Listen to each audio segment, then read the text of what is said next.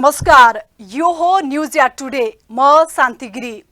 दलहरू दलभित्रकै सत्ता अनि देशको सत्ता लुछाचुडीमा छन्। भाषणमा जनतालाई समृद्ध देशको सपना देखाउन अनि सपना तत्काल पूरा गर्ने बाचा गर्न चुक्दैनन्।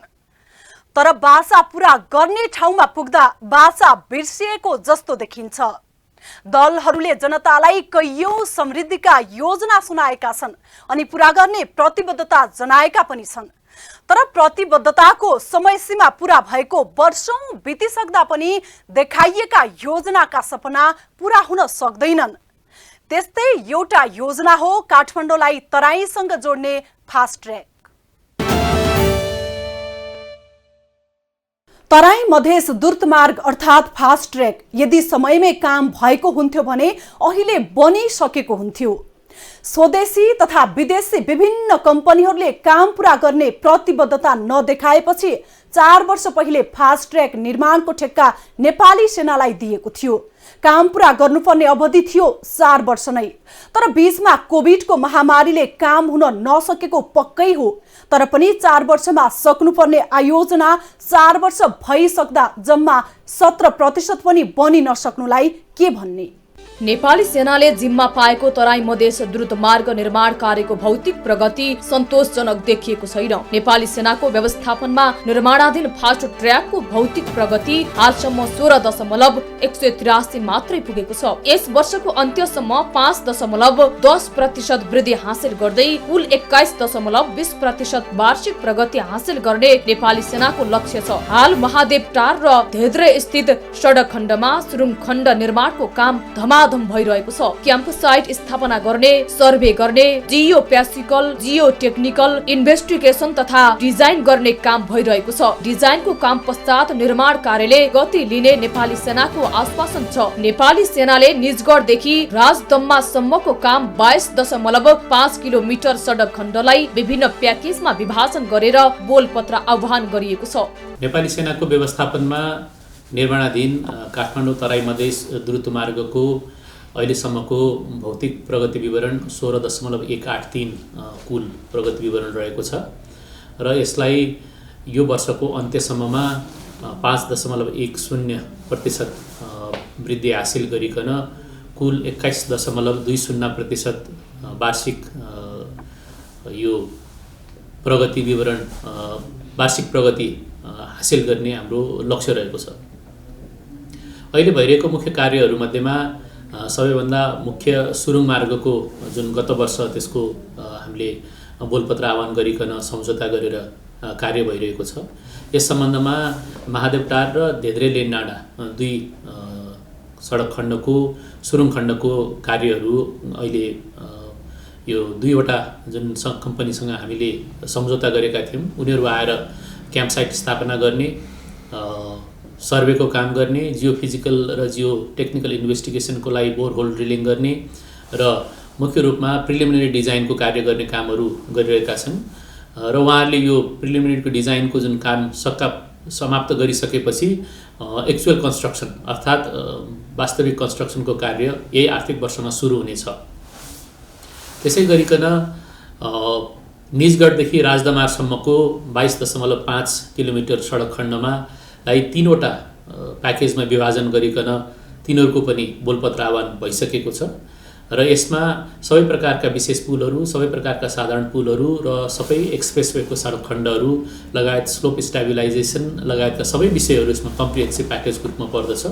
आयोजनामा पर्ने 3वटा सुरुङ मार्गलाई 2वटा प्याकेज बनाएर चिनिया कम्पनीलाई इन्जिनियरिङ प्रोक्युरमेन्ट कन्स्ट्रक्सन जिम्मा दिएको छ। यस्तो मोडलमा निर्माण गर्दा डिजाइन, खरिददेखि निर्माणसम्मको सबै काम कम्पनी आफैले गर्नुपर्छ। पहिलो प्याकेजको जिम्मा चिनिया कम्पनी चाइना स्टेट इन्जिनियरिङ कर्पोरेसनले पाएको छ। यो प्याकेजमा महादेव डाँडामा निर्माण हुने 3.300 किलोमिटर सुरुङ मार्ग सहित मोटरेबल पुल र सडकको सेक्सन समेत छ। 21 अर्ब 61 करोड रुपैयाँमा सम्झौता भएको हो। दोस्रो प्याकेजमा मकवानपुरको केन्द्र स्थित सिम्पानीदेखि 40 खोल्सीसम्म 1.37 किलोमिटर र लेन डाँडा स्थित घट्टे पाखादेखि बाँदरे खोल्सीसम्म 1.4 किलोमिटर गरी 2 सुरुङ मार्ग र पुल निर्माण गर्नुपर्नेछ। करिब 28 अर्ब 53 करोड रुपैयाँमा चिनिया कम्पनी पुलिस च्याङ्दा इन्जिनियरिङ कर्पोरेसनसँग सम्झौता भएको छ। अहिले दुवै कम्पनीमा प्राविधिक सहितका प्रतिनिधिले साइटमा क्याम्प राखेर धमाधम डिजाइनको काम गरिरहेका छन्। चालु आर्थिक वर्षमा सम्पूर्ण सडक खण्डको तथा पुलहरूको बोलपत्र आह्वान गरेर यसै आर्थिक वर्षमा निर्माण प्रक्रियालाई अगाडि बढाउने लक्ष्य नेपाली सेनाले लिएको छ। नेपाली सेनाले पुष मसान्तसम्म डिजाइन स्वीकृति लिने र माघबाट निर्माण कार्य सुरु गर्ने जनाएको छ। प्याकेज नम्बर 3 र 5 को खोलुवा भइकन मूल्याङ्कनको क्रममा रहेको छ र मूल्याङ्कनको आधारमा यसमा यो ठेक्का प्राप्त गर्नेलाई सम्झौता गरेर यही आर्थिक वर्षमा कार्य अगाडि बढाइनेछ भने प्याकेज नम्बर 4 को यही मङ्सिर 9 गते खोलुवा हुने योजना रहेको छ र मङ्सिर 9 गते खोलुवा भइसकेपछि त्यसको पनि मूल्याङ्कन गरिकन त्यसलाई पनि यही आर्थिक वर्षमा निर्माणको कार्य अगाडि बढाउने हाम्रो योजना रहेको छ। बाँकी रहेको सडक खण्डहरूलाई कुल 11वटा प्याकेज मध्येमा बाँकी रहेका 6वटा प्याकेजहरूलाई पुष महिनासम्ममा टेन्डर डकुमेन्टहरू तयार पारिसकेर त्यसलाई पनि बोलपत्र आह्वान गर्ने हाम्रो योजना रहेको छ। यो लिहाजले हेर्नुपर्दा हामीले अहिले यो आर्थिक वर्षभित्रै सम्पूर्ण सडक खण्डको पुलहरू लगायतको सडक खण्डको बोलपत्रहरू आह्वान गरिसक्ने हाम्रो टार्गेट यो चाहिँ लक्ष्य हासिल गर्न सक्ने दिशामा हामी अगाडि बढिरहेका छौँ। सडक निर्माणको क्रममा कोटान भएका रुखहरूको वृक्षरोपण कार्यलाई पनि नेपाली सेनाले अगाडि बढाएको छ। 7 लाख रुख वृक्षरोपण गर्ने लक्ष्य लिएको सेनाले हालसम्म 4 लाख रुख वृक्षरोपण गरिसकेको छ। ठोकाना विवाद समाधानका लागि नेपाली सेनाले राष्ट्रिय योजना आयोगको संयोजकत्वमा समिति गठन गरी समाधानका लागि काम गरिरहेको छ। वृक्षारोपणको सिलसिलामा कटान भएका वृक्षहरूको 1.1 को अनुपातमा 25वटा रुखहरू रोप्ने हाम्रो जुन लक्ष्य थियो त्यसको आधारमा करिब 7 लाख रुखहरू हामीले रोप्नुपर्नेमा करिब 4 लाख रुखहरू रोप्ने कार्य सम्पन्न भइसकेको छ र बाँकी 3 लाख आगामी वर्षहरूमा रोपिने काम हुन्छ। त्यसै गरिकन यो खोकनामा भएको जग्गाको अधिग्रहण सम्बन्धमा राष्ट्रिय योजना आयोगको संयोजकत्वमा समिति गठन भएर त्यसले यसको समाधानको लागि कार्य गरिरहेको छ र यी सबै कार्यहरू जुन अगाडि बढेका छन् यसले नेपाली सेनाको व्यवस्थापनमा निर्माणाधीन यस काठमाडौँ तराई मधेस द्रुतमार्ग समयमै सम्पन्न गर्नको लागि बलियो आधारशिला तयार गरेको नेपाली सेनाको ठम्याइरहेको छ। सरकारले 4 वर्षमा सक्ने गरी सेनालाई द्रुतमार्ग निर्माणको जिम्मा दिएको थियो। उक्त 4 वर्षको अवधि सकिए पनि जम्मा 16% काम भएको छ। काठमाडौँलाई छोटो दूरीमा तराई जोड्ने यो द्रुतमार्ग करिब 72 किलोमिटर लम्बाइको छ। कोरियन कम्पनी सुसुङ इन्जिनियरिङ कर्पोरेसनले तयार पारेको डिपिआर अनुसार 1.75 अर्ब रुपैयाँ लाग्नेछ। सेनाले अहिलेसम्म कुल 25 अर्ब रुपैयाँ मात्रै खर्च गरेको छ। सरकारले 2074 साल वैशाखमा मन्त्री परिषदको निर्णयबाट फास्ट ट्र्याक निर्माणको जिम्मा नेपाली सेनालाई दिएको थियो। राष्ट्रिय गौरवको यो आयोजना 2081 साल भित्र सक्ने लक्ष्य राखिएको छ। दलहरूको महाधिवेशनको माहौल अझै सकिएको छैन। पछिल्लो समय राजनीतिमा आमूल परिवर्तनको सूत्रधार भनिने वामपन्थी दल नेकपा माओवादी केन्द्रको महाधिवेशन अहिले चलिरहेको छ।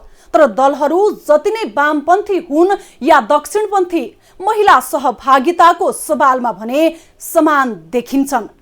विगतका महाधिवेशन सकाएका दलहरूको मुख्य पदमा महिला सहभागिता न्यून देखियो। अहिले माओवादीको महाधिवेशन पछि पनि त्यो अवस्था फेरिने लक्षण देखिएको छैन। विगत झण्डै पुरुषकै हाराहारीमा हतियार उठाएर युद्धमा होमिएका महिलाहरूको पार्टी माओवादीले महिलाहरूको विगतको योगदान बिर्सिएको पो हो कि? नेकपा माओवादी केन्द्रले सशस्त्र सङ्घर्ष सुरु गरेको 26 वर्ष बढी भएको छ। यी 2.5 दशकमा देशले नयाँ संविधान पायो, संहिता सहितको राज्य व्यवस्था पायो, दुई पटक संविधान सभाको निर्वाचन भयो। संघ, प्रदेश र स्थानीय गरी 3 तहको निर्वाचन भयो। माओवादी सशस्त्र संघर्षको सुरुवातदेखि नै महिलाको उल्लेख्य सहभागिता रहे पनि महिलाहरू नेतृत्व तह र निर्णय प्रक्रियामा सहभागी हुन सकेका छैनन्। 2063 सालमा शान्ति सम्झौता गरेपछि साम्य भएको माओवादी सशस्त्र संघर्षमा सामेल महिला लडाकुहरू जुन अवस्थाबाट युद्धमा सामेल भएका थिए अहिले त्यो भन्दा पनि कमजोर अवस्थामा पुगेका छन्। माओवादीको स्थापना कालदेखि नै पार्टीमा महिला सहभागिता थियो। 2052 मा जनयुद्धको घोषणा गर्ने क्रममा 19 जनाको केन्द्रीय समितिमा 1 जना हिसिला यमी महिला सदस्य थिइन्। यी दृष्टान्तले माओवादी सशस्त्र संघर्षको सुरुवातदेखि नै महिलाहरू लडाकुको रूपमा सहभागी थिए भन्ने देखाउँछ।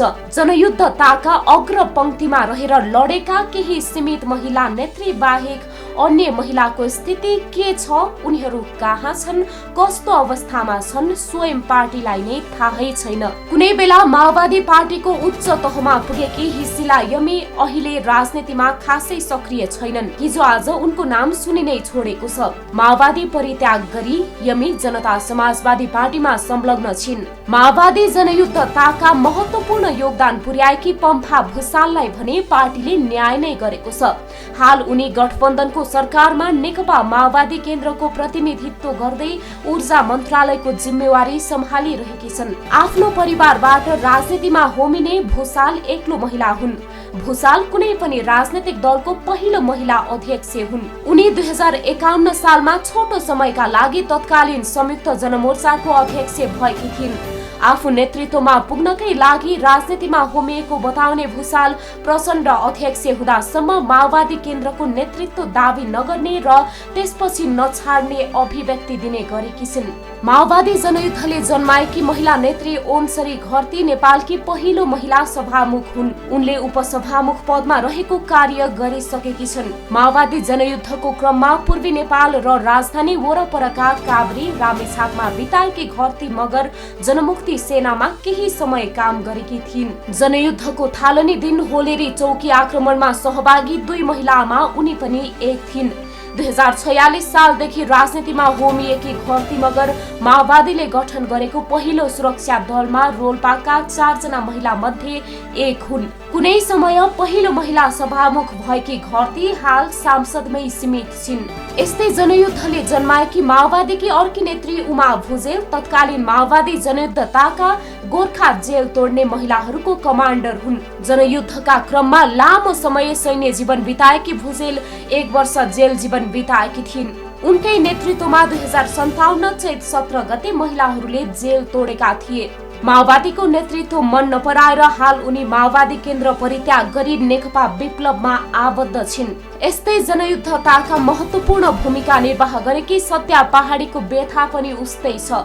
जनयुद्धताका 2055 सालमा 3 वर्ष जेल जीवन बिताएकी पहाडीलाई अहिलेको माओवादीले चिन्दैन।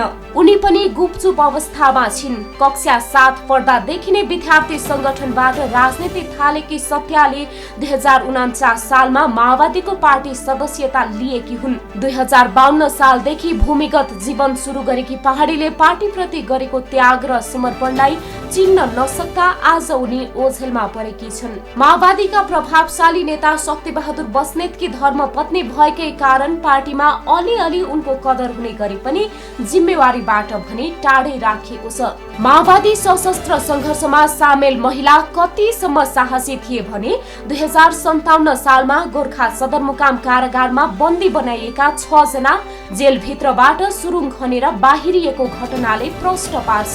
7 चैत 2060 को म्याग्दी सदरमुकाम बेनी आक्रमणमा महिला लडाकुले अग्र पंक्तिमै रहेर लडेका थिए। माओवादी सेनामा सरिक भएर हिँड्न महिलालाई शारीरिक चुनौती मात्रै थिएन, नेपाली समाजको सामाजिक, भौतिक र मानसिक अवरोध सामना गर्ने दृढता पनि उत्तिकै आवश्यक थियो।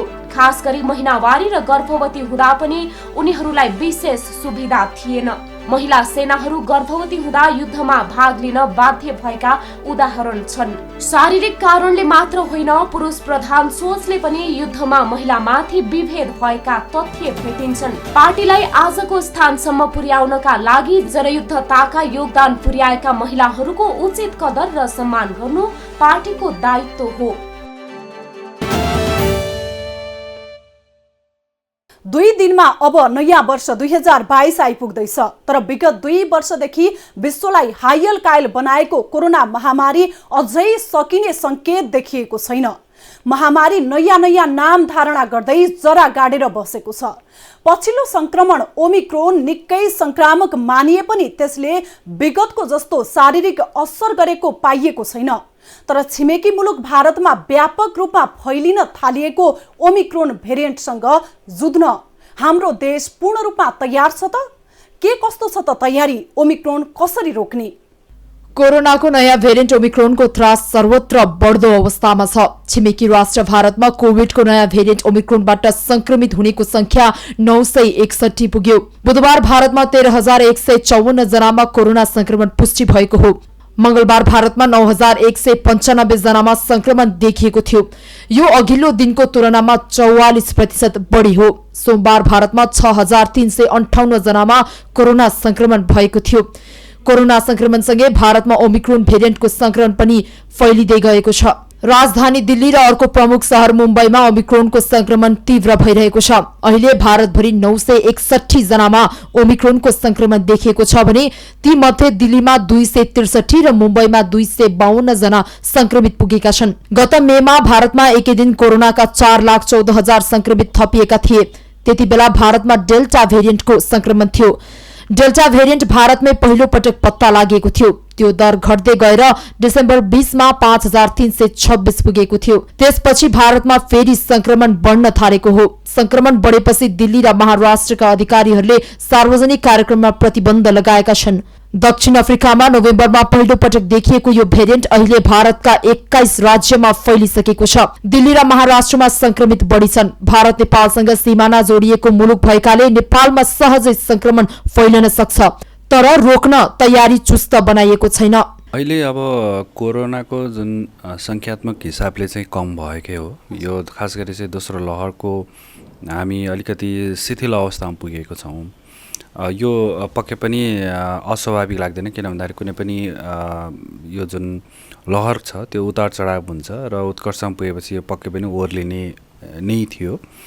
यो भन्दै गर्दाखेरि चाहिँ अहिले पछिल्लो समयमा खास त्यस्तो धेरै मान्छेहरू चाहिँ यो परीक्षण गर्न आइरहेको अवस्था पनि छैन। सीमा नाका खुला छन्, स्वास्थ्य मापदण्ड पालना छैन। धेरै देशमा कोरोना भाइरसको नयाँ भेरिएन्ट ओमिक्रोन फैलिने क्रम तीव्र भएको भन्दै विज्ञहरूले तयारीमा तीव्रता दिनुपर्ने बताएका छन्। छिमेकी देश भारतमा संक्रमण बढ्नु नेपालका लागि पनि निकै नै जोखिमपूर्ण छ। खुला सीमा नाकाका कारण संक्रमितहरू ओहोर दोहोर गर्ने हुँदा संक्रमण फैलिने सम्भावना बढी हुन्छ।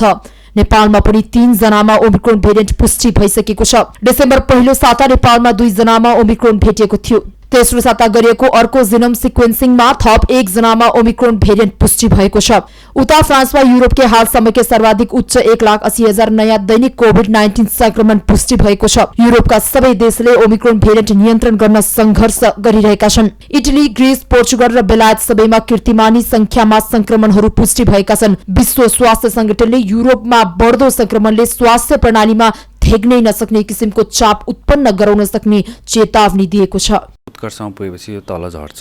यो किनभने हामी पहिलो लहर पनि देख्यौँ र अरू देशको पनि तपाईँले ग्राफ हेर्नु भयो भने अप एन्ड डाउन देखिन्छ होइन, माथि झरेपछि तल झर्छ। अर्को एउटा म यसलाई गुड न्युज नै भन्छु कि नेपालले निरन्तर रूपमा खोप उपलब्ध गराइरहेको छ, अथवा नेपाल सरकारले चाहिँ खोप धेरैभन्दा धेरै मान्छेलाई निरन्तर रूपमा दिइरहेको छ। यसले चाहिँ के गराउँछ भन्दाखेरि अब कोरोनै नलाग्ने अथवा सङ्क्रमणै नहुने भन्ने होइन कि खोप लाउनु भनेको सङ्क्रमण नहुनु होइन। खोप लाउनु भनेको चाहिँ सङ्क्रमित भइसकेपछि जटिल अवस्था जाने सम्भावना कम गर्नु, अथवा एक प्रकारले हामीले मृत्युको जुन एउटा भयावह अवस्था सिर्जना हुन सक्थ्यो त्यसलाई कम गराउनु। जस्तो उदाहरणको लागि तपाईँले हामीले सुनिरहेका छौँ अमेरिका अथवा बेलायतमा पनि सङ्क्रमितको सङ्ख्याहरू दरहरू बढिरहेको छ, अथवा अझ पछिल्लो समयमा त हाम्रो छिमेकी देश चीनमा पनि बढ्दो क्रममा छ। लकडाउन लगाउने, यो गर्ने भन्ने कुरा, विभिन्न कुराहरू आइरहेको अवस्था छ। तर तपाईँ हामीले यो चाहिँ सुन्न पाइँदैन कि जुन पहिला जस्तो एकपछि अर्को व्यक्तिहरूको मृत्यु भएको भन्ने कुराहरू चाहिँ कमै सुन्न पाइन्छ। त्यसले गर्दाखेरि एउटा राम्रो पक्ष चाहिँ पछि गएर चाहिँ यो हुन्छ भन्ने मलाई लाग्दछ। र सँगसँगै चाहिँ पक्कै पनि अब अहिले नेपालमा यो जुन कोरोना भाइरसको जुन भेरिएन्टको कुरा गर्ने हो भने चाहिँ डेल्टा भेरिएन्टले निरन्तरता पाइरहेको छ। र कोरोनाको दोस्रो लहरको पीडा कम नहुँदै नयाँ चुनौती थपिएपछि स्वास्थ्य क्षेत्रका विज्ञहरूले चिन्ता व्यक्त गर्न थालेका छन्। पछिल्लो समय क्रमिक रूपमा कम हुँदै गएको संक्रमित दर नयाँ भेरिएन्ट भित्रिएसँगै अवस्था जटिल हुन सक्ने देखिन्छ। तर सरकारको तयारी भने एकदमै सुस्त देखिन्छ। नेपालमा हालसम्म डेल्टा प्लस सहित अल्फा B.1.1.7, डेल्टा B.1.617.2 र कप्पा B.1.617.1 भेरिएन्ट पुष्टि भएको छ। नेपालमा कोरोना भाइरसको दोस्रो लहरमा मानवीय क्षति बढी भएको थियो। डेल्टा भेरिएन्टले नेपालमा संक्रमित दर र मृत्यु दर बढाएको थियो। विश्व नै आकुल बनाएको रोगसँग लड्नु छ सरकारले तत्कालको अवस्थामा, अनि सँगै जनताको जीवनस्तर उकास्ने कार्यक्रम पनि ल्याउनु छ। तर सरकारमा रहेका दलहरू अहिले आफ्नै आन्तरिक किचलोमा रुमल्लिएका छन्। अब दलहरूको महाधिवेशनको माहौल सकिएपछि त जनतालाई प्राथमिकतामा राखेर दलहरूले काम गर्लान् कि भन्ने आशा जनतालाई छ।